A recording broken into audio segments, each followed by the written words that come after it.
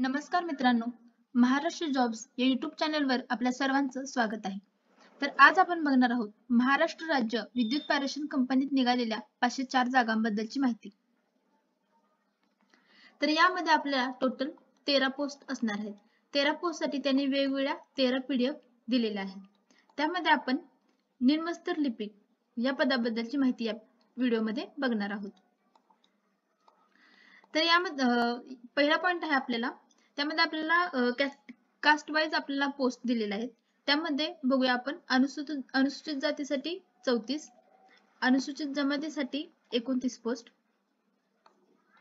त्याच्यानंतर विमुक्त जातीसाठी 22 पोस्ट, भटक्या जमातीसाठी 11 पोस्ट, भटक्या जमाती क साठी 6 पोस्ट, भटक्या जमाती डी साठी 3 पोस्ट, विशेष मागास प्रवर्गासाठी 1 पोस्ट, इतर मागास वर्गांसाठी 45 पोस्ट, सामाजिक व शैक्षणिक मागास वर्ग यांच्यासाठी 29, आर्थिक दृष्ट्या दुर्बल घटक म्हणजे EWS साठी 22 पोस्ट आणि खुला म्हणजे ओपन साठी 58 पोस्ट, अशा टोटल 207 पोस्ट आपल्याला असणार आहेत.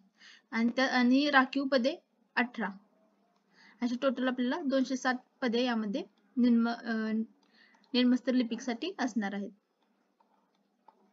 त्याच्यानंतर आपण बघूयात महत्त्वाचं म्हणजे वेतन श्रेणी. त्यामध्ये आपल्याला निम्नस्तर लिपिक या पदावर निवड झालेल्या उमेदवारास 34,555 ते 86,865 या वेतन श्रेणीत वेतन मिळेल.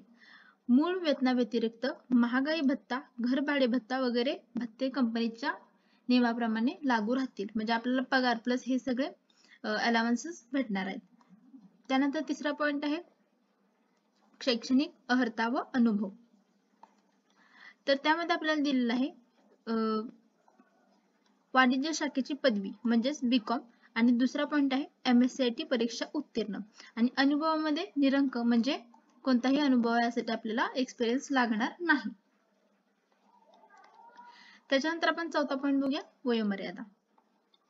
तर दिनांक 3/4/2025 रोजी उमेदवाराचे किमान वय म्हणजे 3/4/2025 पर्यंत आपलं मिनिमम एज हे 18 वर्ष आणि कमाल वय म्हणजे मॅक्झिमम एज हे 38 वर्ष, म्हणजे 18 ते 38 पर्यंत आपलं एज असणं यासाठी गरजेचं आहे. त्यामध्ये आपण दुसरा पॉइंट बघू.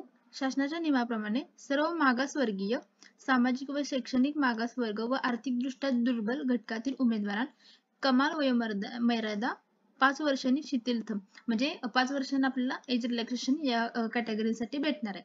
त्यानंतर माजी सैनिकांसाठी 3 वर्ष, त्यानंतर दिव्यांगांसाठी त्यांची कमाल वयोमर्यादा म्हणजे बाकी सगळ्यांसाठी 38 आहे, तर दिव्यांगांसाठी ती 45 एवढी असणार आहे. त्यानंतर महापारेषण कंपनीतील पात्र कर्मचाऱ्यांसाठी कमाल वयोमर्यादा 57 वर्ष, म्हणजे आपल्याला 38 तर त्यांना 57 वर्ष एवढी वयोमर्यादा असणार आहे.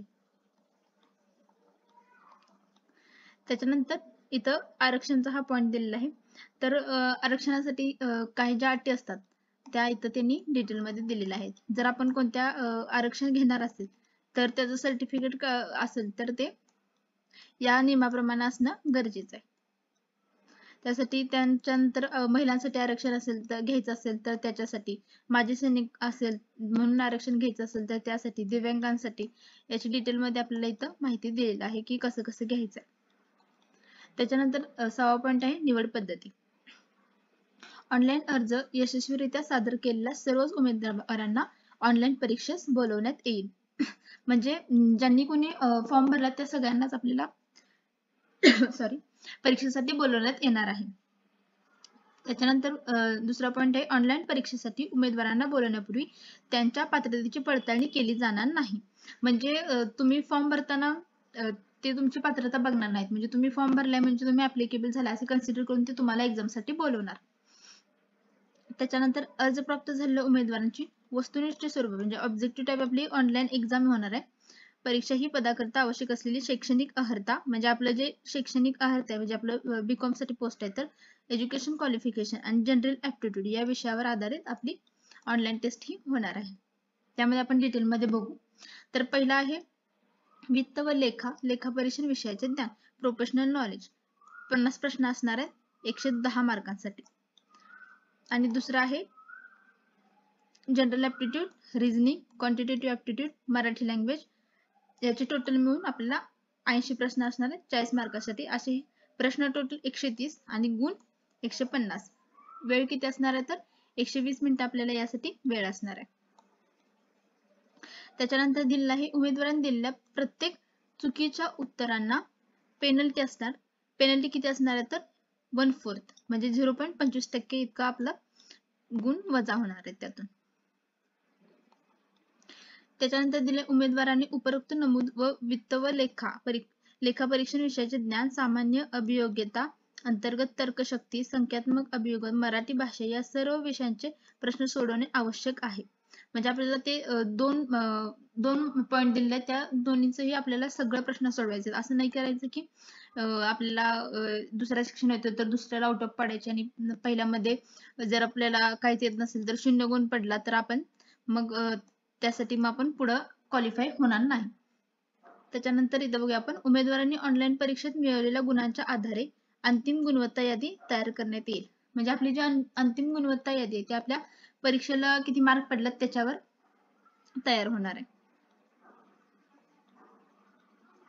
त्याच्यानंतर इथे दिलेलं आहे अंतिम गुणवत्ता यादी तयार करताना उमेदवारास ऑनलाईन परीक्षेतून 150 गुणांपैकी मिळवलेल्या गुणांचे रूपांतर 100 गुणांत करून अंतिम यादी तयार करण्यात येईल. म्हणजे आपला 150 मार्कांचा पेपर होणार म्हणजे एक्झाम होणार आहे. त्यापैकी त्याचं ते कन्व्हर्जन करणार 100 मार्कांमध्ये आणि मग आपली निवड सूची तयार करणार आहे. म्हणजे आपली मेरिट लिस्ट तयार करणार आहे. त्यामध्ये आपल्याला अंतिम यादीत स्थान मिळवण्यासाठी आपल्याला खुल्या प्रवर्गातील उमेदवार 100 गुणांपैकी 30 गुण कमीत कमी असणं गरजेचं आहे आणि मागास प्रवर्गातील मुलांना 20 गुण कमीत कमी मिळवणं गरजेचं आहे. 2 किंवा अधिक उमेदवाराचे एकूण गुण समान असतील म्हणजे आता एखादा स्टुडंट आहे A नावाचा आणि एखादा B नावाचा, मग दोघांना समान गुण पडलेत. आता ह्यांना पण 80 आणि याला पण 80, तर ते प्राधान्य देताना पण याची जन्म हा जो कॅन्डिडेट आहे तो 2002 सालचा आहे आणि हा जो कॅन्डिडेट आहे तो 2002 सालचा आहे आणि हा कॅन्डिडेट आहे 2000 सालचा आहे. तर ते प्राधान्य देताना जो एज जास्त आहे त्याला प्राधान्य देणार असं इथं सांगितलेलं आहे. त्यानंतर इथं निवड झालेल्या उमेदवारांच्या पदस्थापनेबद्दल तर इथं त्यांनी दिलेलं आहे आपल्याला म्हणजे ज्या पदस्थापना म्हणजे आपल्याला ज्या ठिकाणी आपल्याला जॉब करायचा आहे त्याच ठिकाणी तेच आपल्याला पर्याय आपल्याला सिलेक्ट करायचा आहे फॉर्म भरताना नीट. त्याच्यानंतर आपण बघूया परीक्षा केंद्र. ऑनलाईन परीक्षेकरिता निश्चित केलेली परीक्षा केंद्रे हे खालीलप्रमाणे आहेत. त्यामध्ये अहिल्यानगर, अमरावती, छत्रपती संभाजीनगर, चंद्रपूर, धुळे, जळगाव, कोल्हापूर, लातूर, मुंबई, नवी मुंबई, ठाणे, नागपूर, नांदेड, नाशिक, पुणे, सांगली, सातारा, सोलापूर या ठिकाणी आपल्या या ऑनलाईन परीक्षा होणार आहेत. त्याच्यानंतर त्यांनी इथे दिलेले आहे उमेदवारांनी प्राधान्यक्रमाने 3 परीक्षा केंद्राची नावे ऑनलाईन अर्ज करताना नमूद करावीत. म्हणजे आपण नेहमी आपण कोणत्याही फॉर्मसाठी करताना 3 परीक्षांची नावं देतो तसं आपल्याला त्यांचा पसंतीक्रम द्यायचा आहे. त्याच्यानंतर आपण बघू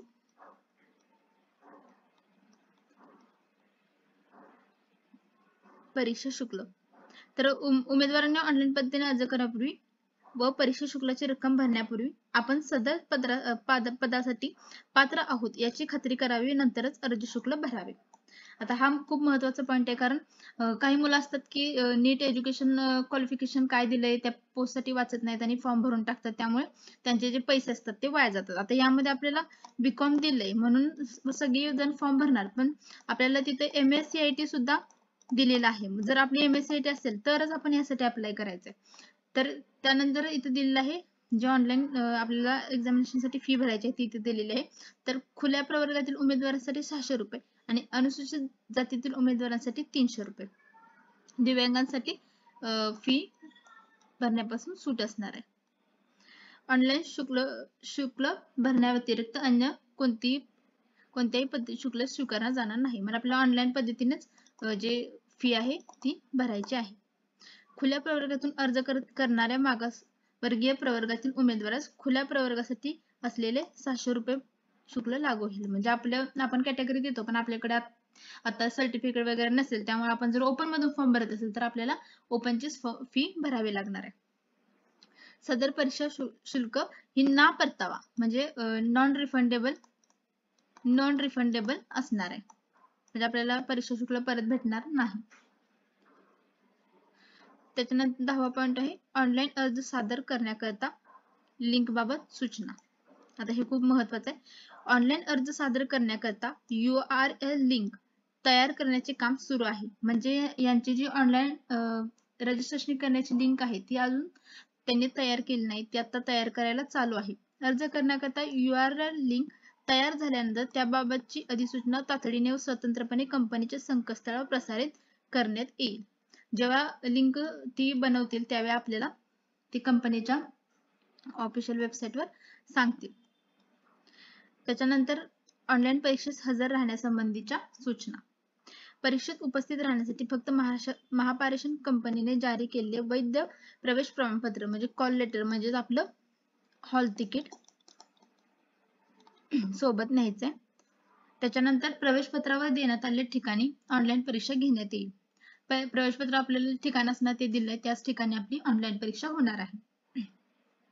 तसेच खाली नमूद केल्यापैकी कोणतेही एक मूळ ओरिजिनल आपल्याला ओळखपत्र लागणार आहे आणि त्याची एक फोटोकॉपी म्हणजे आपल्याला त्याचं एक झेरॉक्स सुद्धा सोबत न्यायचं आहे. तर इथं दिलेलं आहे ओळखपत्र काय काय असू शकतं. इथं दिलेलं आहे आपल्याला रंगीत प्रत म्हणजे कलर कॉपी ग्राह्य धरली जाणार नाही असं त्यांनी सांगितलंय. आपल्याला जे डॉक्युमेंट आहे ते म्हणजे ओळखपत्र आहे ते ओरिजिनलच घेऊन जायचंय. आपलं आधार कार्ड असू दे, पॅन कार्ड असू दे, ड्रायव्हिंग लायसन्स असू दे, हेच आपल्याला ओळखपत्र म्हणून न्यायचंय. तर इथे दिलेले रेशन कार्ड, शिकाऊ वाहन परवाना म्हणजे ड्रायव्हिंग लायसन्स वगैरे असं जे आपण ओळखपत्र नेतो ते तिथं ग्राह्य धरलं जाणार नाही. ऑनलाईन परीक्षेसाठी विहित केलेल्या वेळेनंतर कोणत्याही कारणास्तव उशिराने हजर होणाऱ्या उमेदवारास परीक्षेस बसू दिले जाणार नाही. म्हणजे आपल्याला वेळेतच जायचं, जर आपल्याला लेट झालं तर कोणत्याही कारण असलं तरी ते आपल्याला परीक्षेसाठी अलाउ करणार नाही. परीक्षा केंद्रावर भरती प्रक्रियेच्या विविध औपचारिक पूर्ण करण्याच्या दृष्टीने अर्जदाराने कॉल लेटरवर नमूद केलेल्या वेळेच्या आधीच प्रवेश केंद्रावर हजर राहणे अपेक्षित आहे. म्हणजेच आपल्याला त्याच्यावर जे दिलेले टायमिंग आहे त्याच वेळेमध्ये आपल्याला तिथं केंद्रावर हजर राहायचं आहे. इथे दिलेलं आहे ओळखपत्र तपासणी म्हणजे आपलं जे कॉल लेटर, हॉल तिकीट आणि मूळ छायाचित्र ओळखपत्राची तपासणी तिथं एक्झामच्या ठिकाणी केली जाईल. सॉरी. त्याच्यानंतर दिलेला आहे भरती प्रक्रियेचा कार्यक्रम. तर ऑनलाईन परीक्षेची अंदाजित तारीख जी आपली यासाठी ऑनलाईन परीक्षा होणार आहे त्याची अंदाजित तारीख त्यांनी दिली आहे तर मे-जून 2025 मे किंवा जून 2025 मध्ये ही परीक्षा होऊ शकते असं त्यांनी सांगितलेलं आहे. तर इथं या सर्वसाधारण अटी व शर्ती त्यांनी काही दिलेल्या आहेत त्या तुम्ही वाचून घेऊ शकता. हे काही एवढं महत्वाचं नाही.